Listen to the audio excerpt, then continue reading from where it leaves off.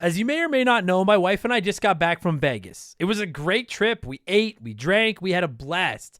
But then we got home and looked at the credit card, and I gotta say, it doesn't matter how much fun you're having, $25 for a drink is a ripoff. Frickin' Vegas.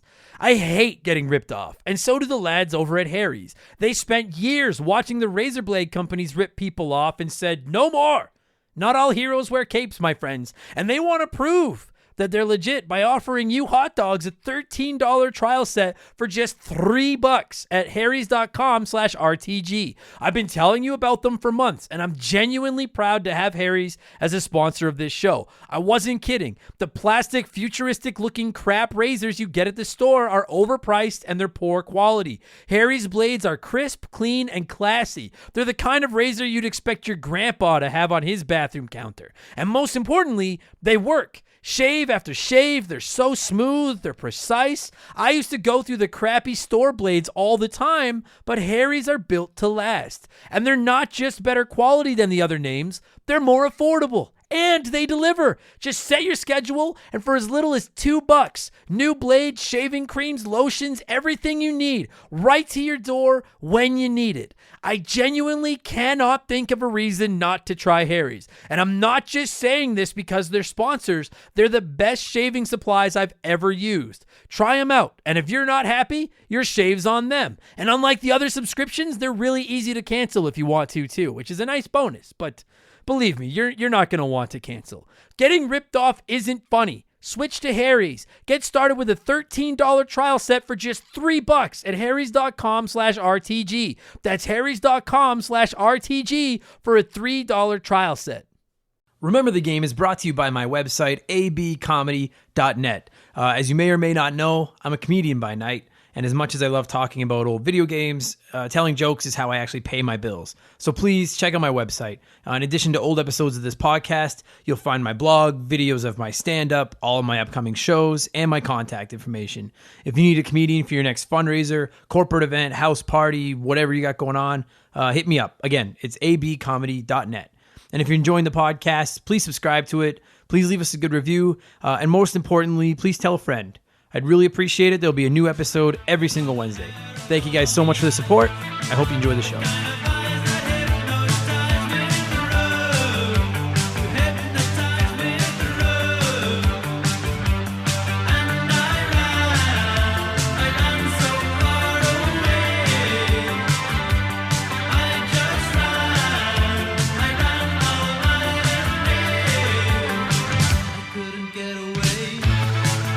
What's up, everybody? Welcome back to Remember the Game, my retro gaming podcast, where every week a buddy of mine and I sit down and geek out about a game from back in the day. My name is Adam Blank. Thank you so much for coming back or checking us out for the first time. However you got here, thank you for coming. This week, episode 30, we're going with a game that most of you have probably never heard of, Grand Theft Auto Vice City, on everything. The PlayStation 2, the Xbox, fucking everywhere. I played it for the first time, I think, on the Xbox. I remember us owning it on PS2, but I never really got into it till I got a hold of it for my Xbox. I'm not going to talk about it. I'll talk about it. My buddy Andre's here. We're going to talk about it more in the actual podcast. But, like, who didn't play this game growing up back in the day, right? That song, as soon as you hear, like, I cannot hear I Ran So Far, that Flock of Seagulls song, and not think of Grand Theft Auto Vice City. Like, I know my little brother likes that song because of Grand Theft Auto Vice City. Like, everybody, it's Vice City, man. It's fucking legendary. So I'll shut up. I'll get to that with Andre in a couple minutes. You guys are going to enjoy this week's episode, I think. It was a little tricky getting music for this one, but shh, don't say anything. You guys, if you haven't checked us out yet, we have got a website, rememberthegamepodcast.com. The traffic's been good. I post about it there. Blogs and stuff are going up there too. It's neat. You can check it out. You can find us on Facebook at facebook.com/rememberthegame, or on Twitter and Instagram at memberthegame.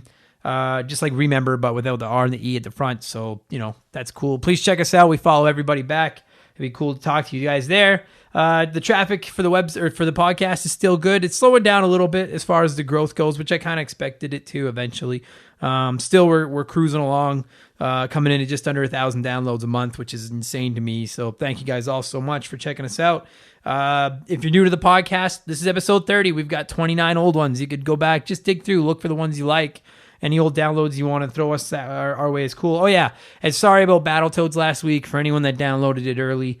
As proof that I still don't know what the fuck I'm doing, I left the music playing for a big part of the conversation and had to go in and re-edit it and re-upload it. So if you downloaded the original version and the music was playing, my apologies. Please delete that one and just re-download. My buddy Beak pointed out that I'm just milking downloads, and that is totally what I'm doing. So sorry about that. That was on me. My bad. Also, if you like the podcast or hate it, leave us a good review and leave us a comment somewhere. That'd be pretty cool.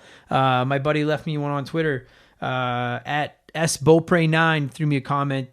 Keep up the good work. It's fun to relive our childhood games we played. Each week it gets better, which is true. And Sean is one of the guys I used to play video games with when I was a kid. So thanks, buddy. I appreciate you listening. Say hi to everybody for me. And if you guys want to get a comment read on here, just throw me a comment somewhere. Instagram or Twitter or Facebook or fucking iTunes review or YouTube comment. I don't care. Comment on a blog, something. You can tell me it sucks. I'll read that. I don't care. I'm not above reading that kind of stuff. Before we get into this week's episode, something I wanted to touch on. Nintendo, the Wii, the eShop is shutting down today. January 30th, I believe it's done. You can't download games on there anymore. And it got me thinking, like, I don't have a Wii anymore. I'm sure most people don't have a Wii anymore. But do you remember when Nintendo originally launched the Virtual Console and they were adding like 2 or 3 games a week? And then some weeks we get like 1, some weeks we get like 3. You never knew what was coming. It was kind of just, and we all complained about what a shit show it was. And we were like, how can you only give us 2 games a week? What is this? And now Nintendo's giving us 2 games a month, 3 games a month. And it's like, fuck, we would sure like to go back to the Wii Virtual Console. It was awesome. You know, honestly, I'm putting a pin in this because I want to talk about it as a future episode on the podcast here, looking back at the legacy of the Wii. Because personally, if you don't count Virtual Boy, which nobody does, it's my least favorite Nintendo console of all time. Probably by like a pretty substantial margin too. I can really only think of 3 or 4 games I really liked on it, at least that were exclusive to it. But having said that, it had the Virtual Console, and that thing was fucking incredible. Like, it was the first time I played through Chrono Trigger. It was the first time I played through Final Fantasy VI. We can complain about what they're doing with their online now, but like, what we wouldn't remember, there was a time where we fucking hated the Virtual Console too, and what I wouldn't give to just have all those games available for $5 or $7 to download again. It was great. So rest in peace, Wii Virtual Console. You were awesome. Nintendo, by some chance you listen to this, please just give us a Virtual Console back, or give us more than 2 games a month on your online service. You've got the most legendary back catalog of games in history at your disposal, and you don't do anything with them, and it drives us fucking crazy. So yeah, that's what's going on for news. Other than that, I'm probably going to shut up and get to the podcast pretty quick. What I'm playing this week, I dipped into, I went back to the PS4. My buddy Chris lent me his PS4 so I could finally play Spider-Man, which is something I've been sitting on forever. And I'll be honest, the first couple sessions I played, it wasn't really gripping me, and now I'm completely hooked. It's awesome. I love it. Spider-Man is my favorite superhero character. It's my favorite universe. And if you ever played any of the Batman, like Arkham Asylum games or any of those, this is just that, but with Spider-Man. It's pretty awesome. The side quests get a little boring, but the story's incredible, and swinging around the city like him never gets old. It got me thinking about Spider-Man 2 on the original Xbox and stuff. I played the shit out of that game. I want to do an episode on that game for sure. The one that was based on the second movie, which is still the best Spider-Man movie. I don't care what you say. But this new Spider-Man game is pretty rad. So if you've got a PS4 and by some fluke you haven't checked it out, highly recommended, especially if you like Spider-Man. It's pretty awesome. Still plugging through Smash Brothers 2 on my Switch, still unlocking the last few characters. It's the greatest Smash Brothers game ever made. I don't care. Melee fans can geek out about their game, but you're wrong. So it's awesome. That's what I'm playing. Let me know what you're playing. Put it on our Facebook page and stuff. I try to post on there sometimes, ask what everyone's playing. I want to know. I'm curious what I need to be playing that I'm not. So check it out and do all that stuff. This has not been the best intro I've ever done, but this isn't the best podcast ever done. So that's it. Enough said. I am going to get to this week's game. Like I said off the top, my buddy Andre is back this week. We are talking Grand Theft Auto Vice City. It's available on just about everything now, but originally it launched on the PlayStation 2 on October 29th, 2002. I was out of high school for a year when this game launched. And anyone listen to this, like, that's 17 years ago. I almost said 16, but I guess we're in 2019 now. That's a lot. Like, if that doesn't make you feel fucking old, then I don't know what will. People could argue the original Grand Theft Autos and Grand Theft Auto 3 kind of got the ball rolling. I know technically they did, but I really feel like Vice City was the one where like, and it really set off the global phenomenon that became the Grand Theft Auto series. This is the one I've played the most. I've never played 5. I only minimally played 4 in San Andreas. I'm not the biggest Grand Theft Auto fan, but I love jerking around in Grand Theft Auto Vice City. I'm sure everybody else did too. I'll get to the chat with Andre. That's enough. I always do this. I'm just going to get to the talk. I'm rambling here. Cue the music. Thank you guys so much for listening, and I hope you guys enjoy this trip down memory lane. Kick back and relax and hang out with me and Andre as we revisit the glorious world of Grand Theft Auto Vice City on the PS2 and Xbox and everything else. Here you go, guys. Enjoy. This show is sponsored by BetterHelp. Everyone that listens to this podcast knows about our illustrious CEO, my dog Molly. But the other silent partner behind the scenes is my wife. And let me tell you, my friends, a 17-year relationship with another person that has to talk to and live with you is a lot harder to maintain than one with a dog. We've had our ups and downs, and as you all know, a relationship isn't all sunshine and rainbows. They can be a lot of work. You get out what you put in when it comes to relationships, and talking to a therapist can be a fantastic way to put in some work. They can help you work through your issues, learn to communicate better, and even just provide you with an ear to bend when you need it. I've talked to my therapist about my relationships, especially when it came to my stand-up comedy career and how much I was away from home, and they helped me work on ways to keep my relationship strong even when I was out on the road. It turned out our relationship was actually better when I was out on the road, but that's a story for another day. And I know, right? Therapy. Who has the time these days? BetterHelp hears you, and they're making it easy. Fill out a quick form online, and they'll match you up with a therapist that suits your needs and that'll work around your schedule. You pick the meet times, and you can get your therapy fix from anywhere, over video, phone, or just chat. Become your own soulmate, whether you're looking for one or not. Visit BetterHelp.com/rememberthegame today to get 10% off your first month. That's BetterHelp, HELP.com/rememberthegame.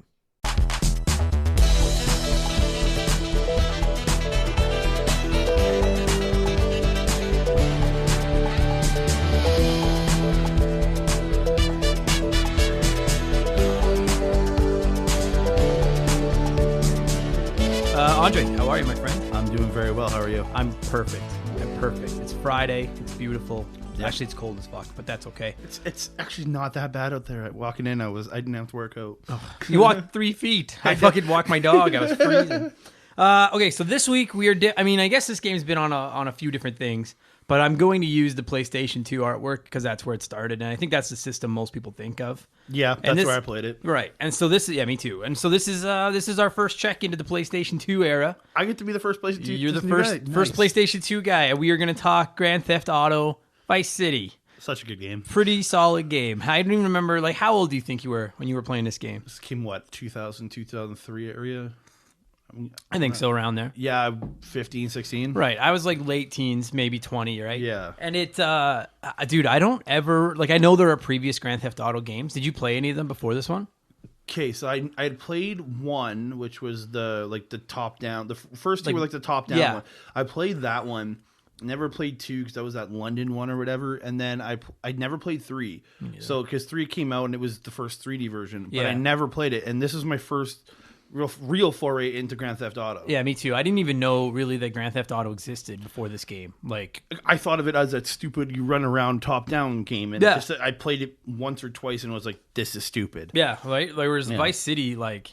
Dude, Vice City was a borderline phenomenon. Like, I mean, I think when people think of Grand Theft Auto now, you think of Grand Theft Auto 5 and 4 and all those. And Grand Theft Auto is one of the biggest gaming franchises in the world now. Easily, right? But when Vice City came out, it seemed like that was what really, I know they had previous games, but that was the one that really kickstarted the Grand Theft Auto. I think that's what made it kind of the cultural phenomenon. Trust me, it's grown to a cultural phenomenon, but it helped. It was the start of it. Yeah, it is. Yeah, it was the start of an empire, really. And I mean, anyone listening to this played that game. Everybody I know played that fucking game. Like me and your brother, the amount of hours we spent just playing that game. Like, we'd play it together, then we both had our own files playing it. It was retarded the amount of time we played. Like, I still own it. I have it on Steam, but I probably haven't played it in a good 3-4 years now. I'd be willing to. I haven't played it in 15 years, but I'd be willing to bet that it hasn't held up. Like, I just can't imagine with the new games. Not comparatively, but if you just put yourself into the mindset that it's like, I want to go back and play this classic game. Yeah, it's still good, but not to a comparable level, even a little bit. Right. And it's funny because I'm not gonna lie to you. I'm looking at my notes here. Like, I have a lot of criticisms of this game. Like, I liked.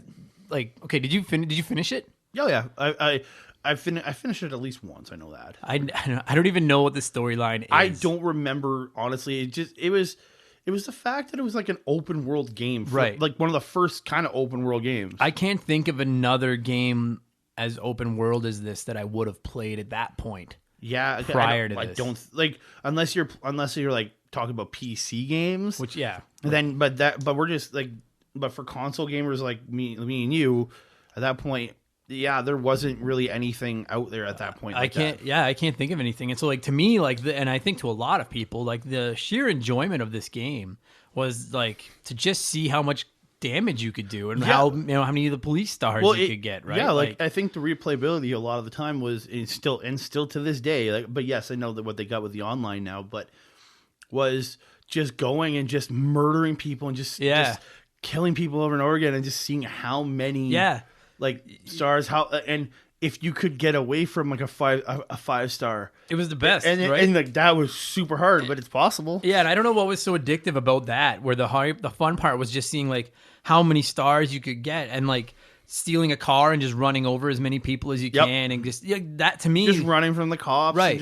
And like the stories were good. It was like they were. And the thing is, it wouldn't have brought you in without a good story. Simple as that. No, but sure. it's all these small things you can do in those games, and it's like, to me, it's one of the first games where it's customizable, like changing clothes, It's like those early games where you didn't have a lot of that. Mm-hmm.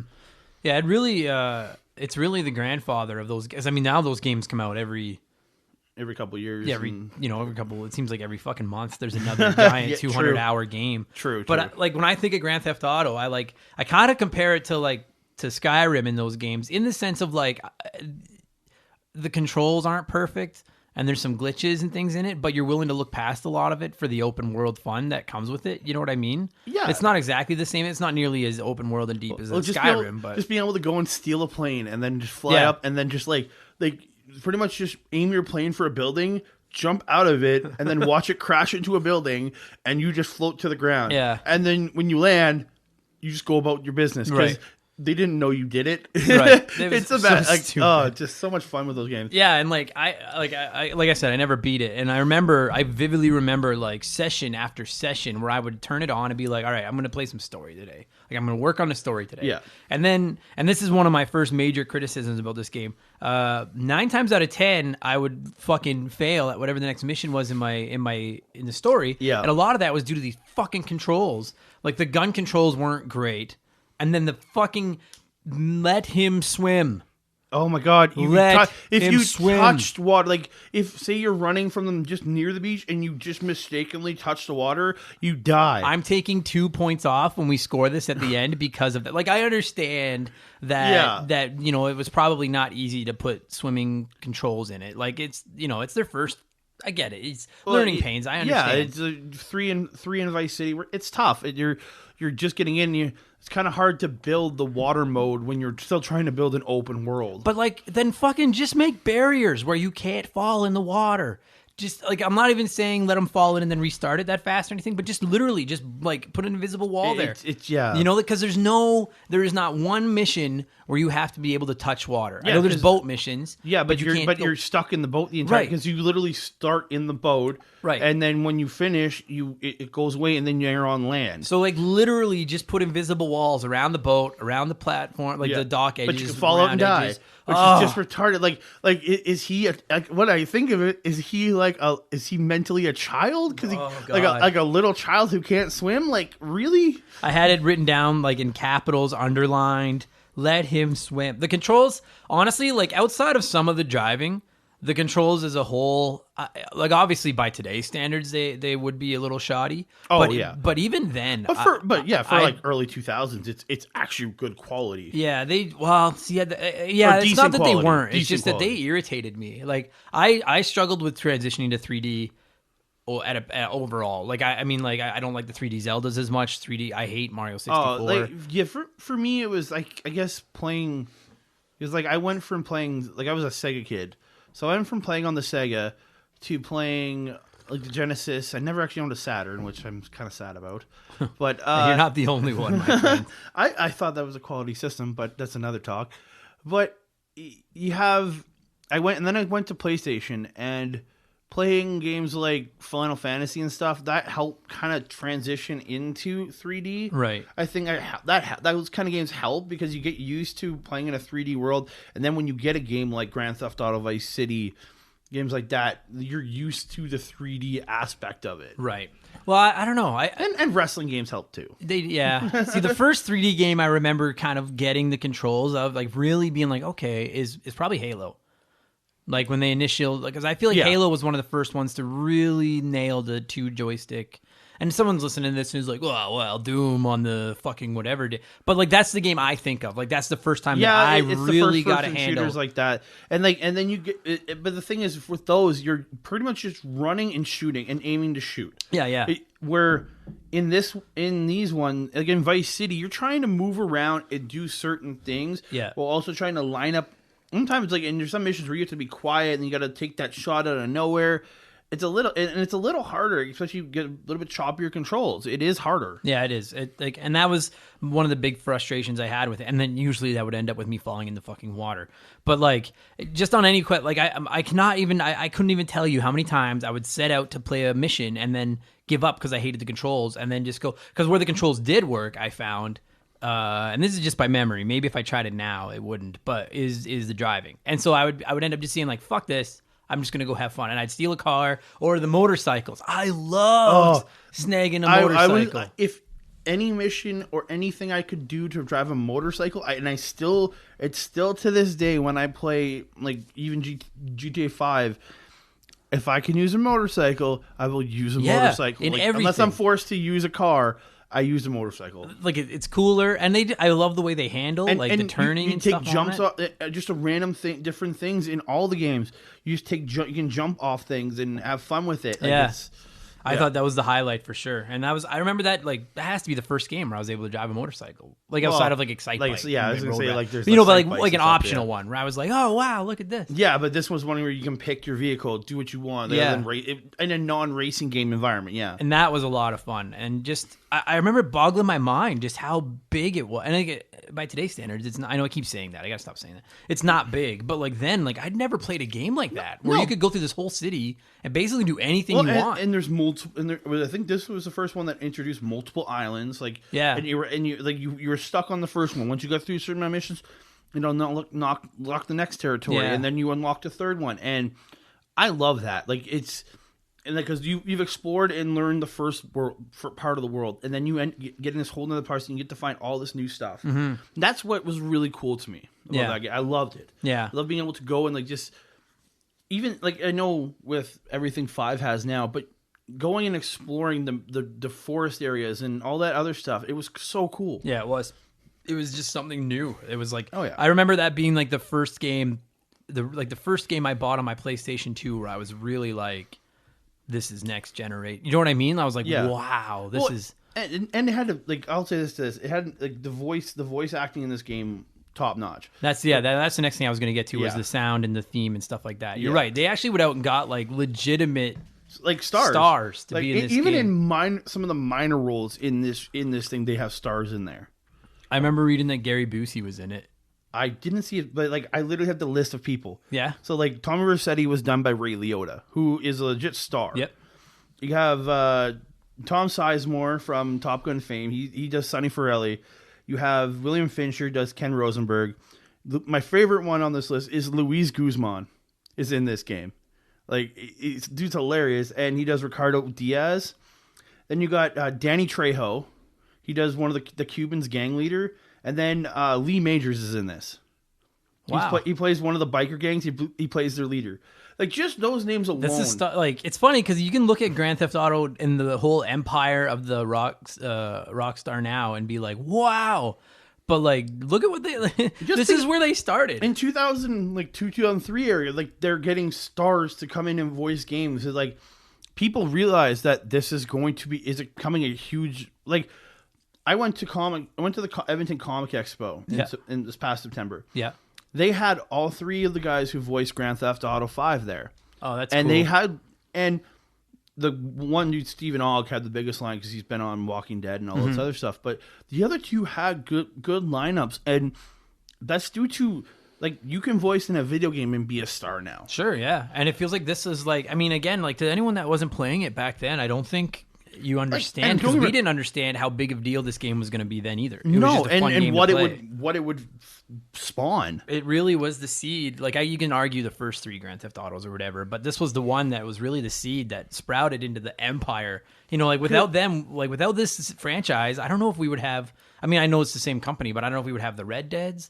I don't know if we'd have the Witchers. Do you know what I mean? Like all those games. It's the success of Grand Theft Auto to me that made Rockstar such the impressive company. Oh yeah, they've built everything off the back of Grand Theft Auto. In reality, it's hard to argue that one. You've built everything off of Grand Theft Auto. Oh, absolutely, yeah, and it's pretty wild, man. And then like you mentioned, you know what I love about this game more than the voice actors is the soundtrack. Like this game is set in like mid '80s Miami.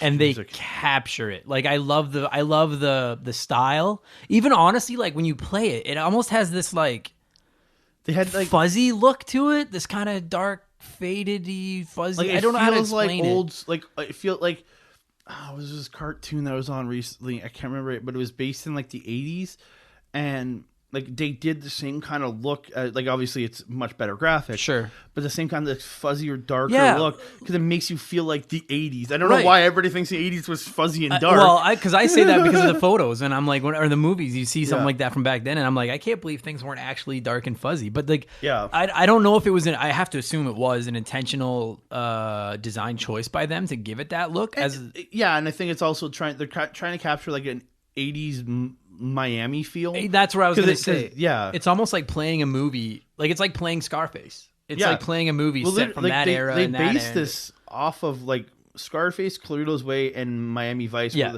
they said were three movie influences they used to make this game to give it the feel. Yeah, I'm a huge Scarface fan, and you can totally see the Scarface influence on it. But you can see the Miami Vice kind of feel to it, like with like how. Like not really. I know he's not a cop, but when him and Sonny are running around doing stuff, you feel that like buddy cop kind of getting things done kind of feel. Yeah, you really get that. So the art design of it is awesome, and then the fucking this is going to be one much like the Tony Hawk one where I'm probably going to try to use music, and then hopefully it doesn't get taken down. So far, I've been okay with Tony Hawk. Yeah. I love the soundtrack to this game. Because they had like the Loverboy band or whatever. Yeah. I don't know if they were called Loverboy in the game, but like there was like a Loverboy feel to it. Yeah. They were like, and it's like 80s hair metal, and you have like I love this soundtrack. It's just. God, I sure hope I'm not wrong, but this is the one that had the commercial with Flock of Seagulls. Is it? I'm almost positive it was. I love that band. Like everyone thinks that. Like I mean, if you're listening, you remember that commercial where they're showing like clips of the game, and then I ran so far away. It is. Yeah, that's playing on it. Yeah, because I ran so far away, isn't it? But it's just like to me that when I hear that song to this day, I think of Vice City. Oh, like, me too. Like that was my intro to that song, and then me too. Just the amount of years me and your brother listened to that song afterwards. Like especially once we got our cars at 18 and just driving down the road, blaring that song out the window because it's Vice City. But it makes you feel that Vice City feel. Yeah, so good. And that's another thing I love about it is how you could flip the radio stations to listen to different songs. Yeah, because they had like the soft one. Yeah, then you had the hair metal station. I thought that was so. I don't know if that was something that ever existed in another game. I thought that was so ingenious and clever. Not that I know of. Right? Like it just every time I stole a car, I was flipping through the radio stations to find something good, and they all seemed so real and legitimate, you know. And then you could have this on while you're playing the game, just listening to like, you know, it's like having a soundtrack that you could change anytime you want. I thought that was so clever, and not just. And if like, you don't feel like listening to the hair metal all the time, you can put it on the softer stuff. There's literally talk radio. I know, right? Like yes, if you listen to it for long enough, it repeats. Yeah. But they put it like. this thing about this is it's just one disc, right? This Right. isn't like a Final Fantasy or anything that has multiple discs and things like that. Yeah. In one disc, and you have to listen to it a long time for that stuff to replay. For sure, yeah. But like just how much audio they had to put in just for and I think there was multiple talk radio stations. There's one with like a chick, another one with a couple of dudes. It was like, think about the amount of time that goes in just to making a fake talk radio in that game. Right, not knowing if anyone will listen to it. Yeah, you know?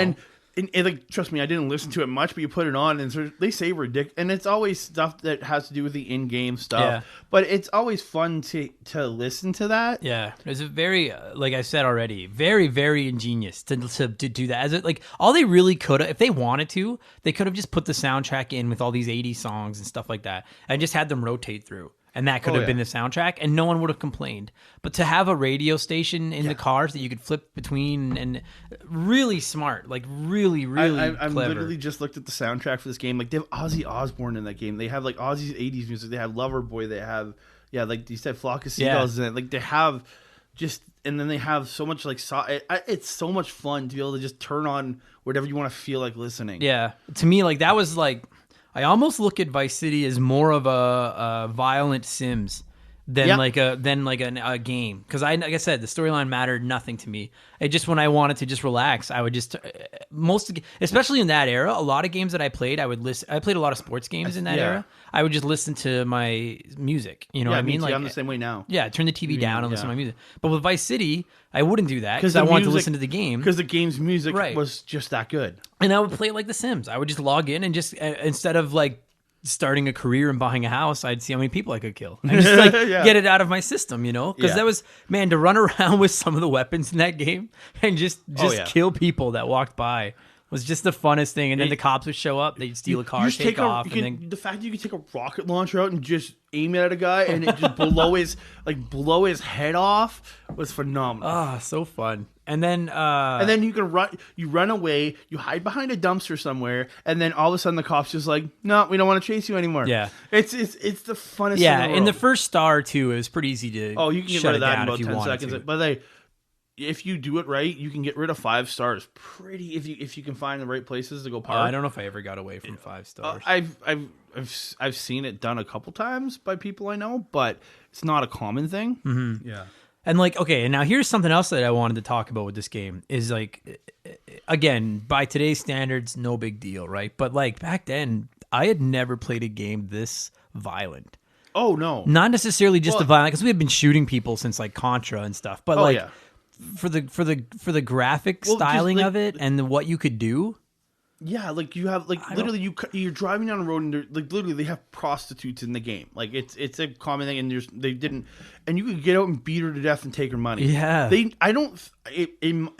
they had it in GTA 3. I don't know. I never played it at that point. Right. But like to me, that level of crazy, and then you literally heard people on it was reports on the news. This is too violent. This is too all that stuff. Mm-hmm. Like you hear about that stuff, and it's like it blows your mind. But it's like.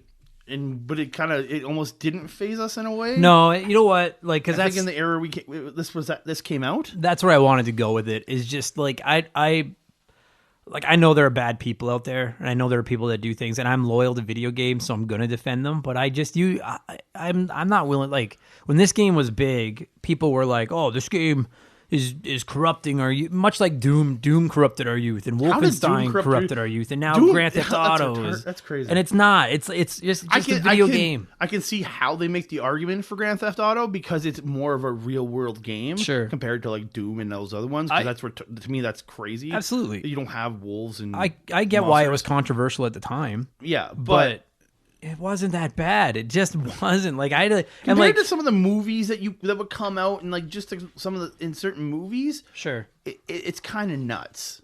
And like I don't know, I'll tell you. Like I said, I was a young adult when this game came out. Like I was over 18. I think I was 15 or 16 somewhere. Yeah. Yeah. So I played it, like as an adult, but like.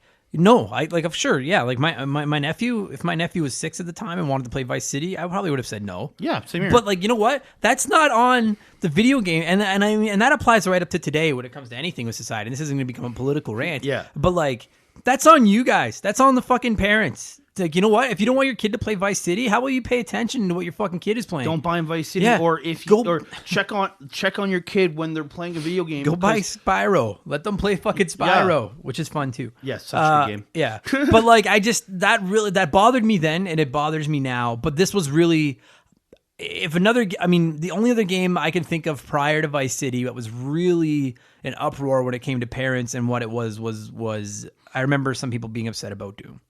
Yeah, and stuff like that. And there's been controversies ever since, like in any game, sure, like any kind of game that does violence. Like there are probably people that complained about Halo when it came out. Sure, probably anything, but I think this one picked up such a degree because of the realism. It was more of a realistic style game. That is what it is. And I don't think there'd ever been a game that captured the mainstream the way this thing did. You know, other than like Halo, but Halo was in a different manner. Like this game just blew, and I think part of the reason, and I forgot to bring this up earlier, I think part of the reason the game blew up as it did was because the PS2 was so big. Like everybody owned the PS2, and I know eventually it went to Xbox and with everything, but like PS2 was like everybody owned a PlayStation 2. Loyalist right here. Because it was like, I know myself, and I'm sure a lot of people were like this. It was like, this thing plays DVDs and video games. I need a DVD player too, so I'll buy it. It was so ingenious to put a DVD player. Oh in yeah, it, you know? because it was nice because you can watch your movies. You don't need it. Like I have friends that still use their PS2 as a DVD player and things like that. Like they still because it's just like they don't play the games anymore, but it's still there, so you might as well use it. Right. Like, but especially now because we have friends like they don't own the nicest TVs. You plug it in your PS2, it still looks good. Oh, for sure. Yeah. I just Googled it because I wanted to be sure before I said it on here and look like an idiot. But it is indeed the greatest selling console of all time, the PlayStation 2. Doesn't surprise me. No, me neither. Everybody owned it, and this was like after success. Like I listened to a couple different podcasts, like Business Wars, talked about Nintendo versus PlayStation's war and how much PlayStation sold. Oh, PlayStation murdered them. Just to imagine what PlayStation 2, the next gen of what after the creation of PlayStation does, I'm not surprised. Well, when they launched because I don't remember who launched first and second. It doesn't matter really; it's irrelevant. But the PlayStation 2 went up against the original Xbox and the GameCube. Yeah, and I guess you could argue the Dreamcast, but the Dreamcast that thing, the Dreamcast Sega was went dead over the before top they rope. even put the Dreamcast was gone fast. But if you look at those three, I was loyal to Nintendo. I owned all three. I was loyal to Nintendo because I am a Nintendo fanboy, admittedly. Oh yeah, 100%. But that said, like the PlayStation 2 was I feel like that was when Sony.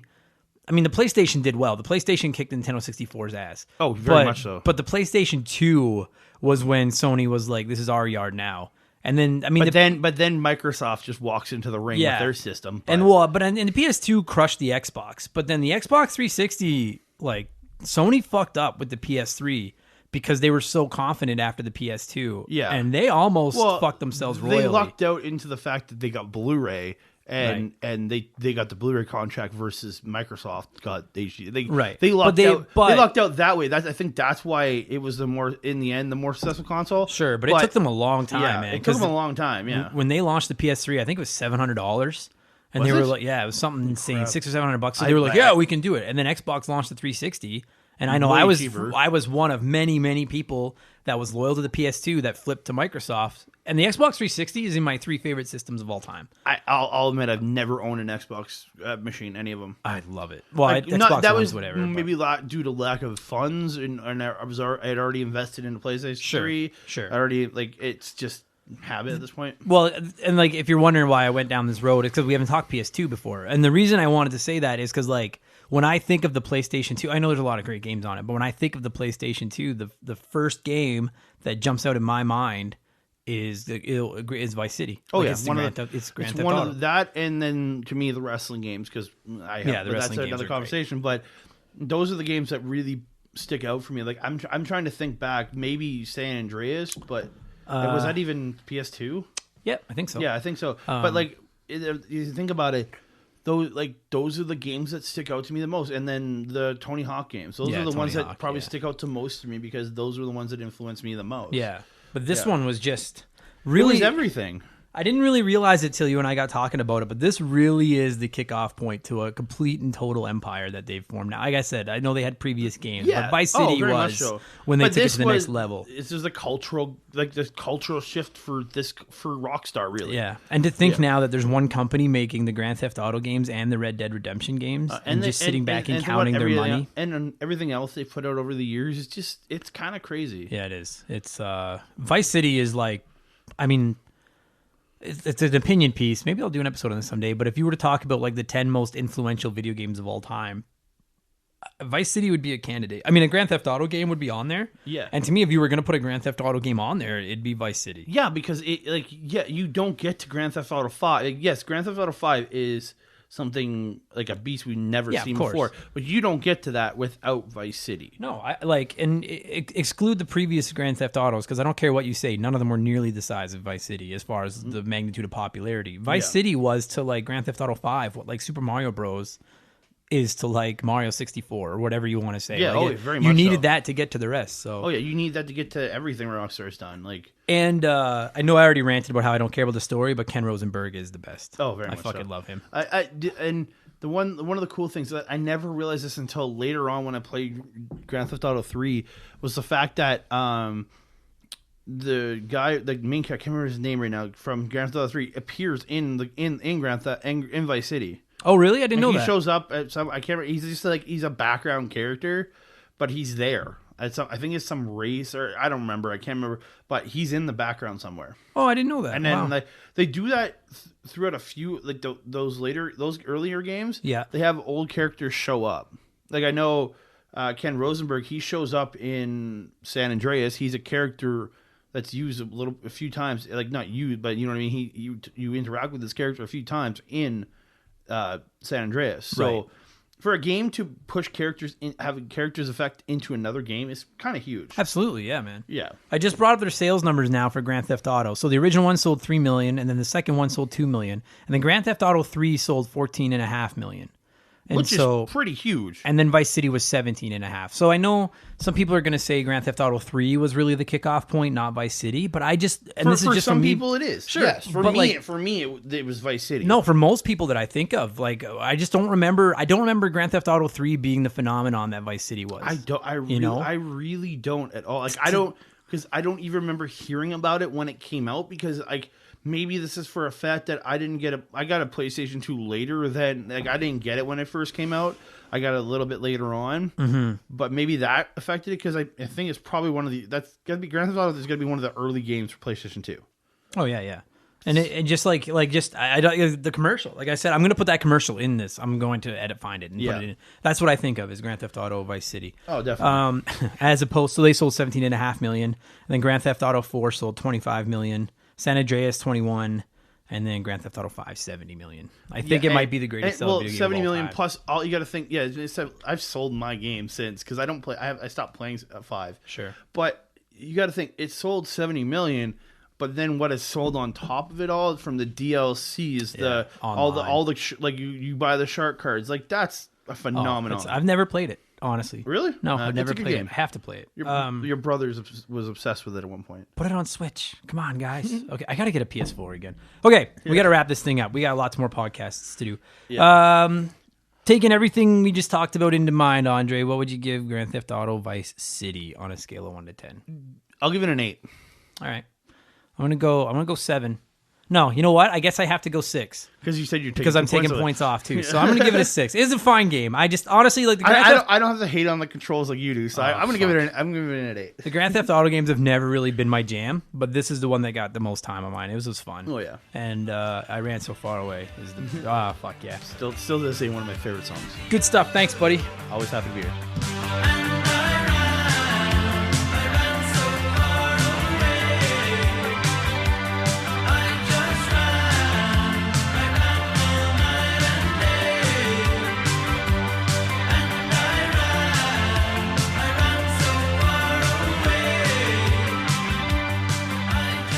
And that is going to do it for this week's episode, you guys. Thank you so much for listening, downloading. Andre, thank you for coming over and talking Vice City with me. I hope you guys enjoyed that one.